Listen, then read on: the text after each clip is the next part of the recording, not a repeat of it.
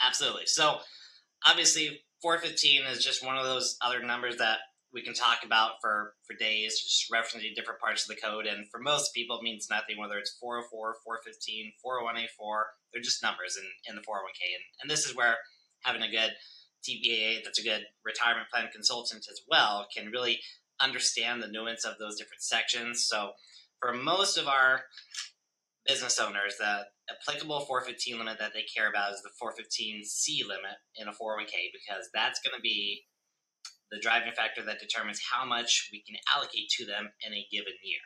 And what counts towards that is basically all of their contributions except for catch-up. So if you've got your 401k deferrals of $24,500, that counts towards your 415C limits.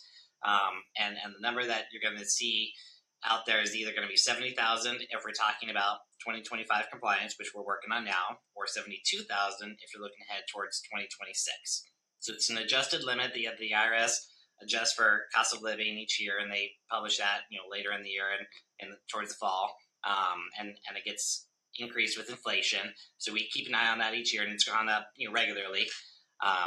But like I said, your deferrals are going to count towards that, but it's only going to be the $24,500. So if you're putting in the $8,000 catch-up for being over the age 50, or if you're putting in the $11,250, the super catch-up, if you're between the ages of 60 and 63, those are not counting towards that $72,000.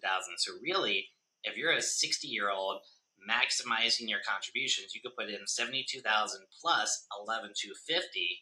So really, you're putting in $83,500 if you're in that sweet spot of 60 to 63 and truly maximizing your 415 limits. So what we're looking at when we're running compliance testing is going, okay, how much did you put in towards your $24,500 deferral limits? How much did you put in towards your match, which isn't necessarily a dollar for dollar match like a lot of solo Ks will misunderstand. They go, hey, I put in 31,000, I matched 31,000. Like, no, that's not really how the match works, but that's okay.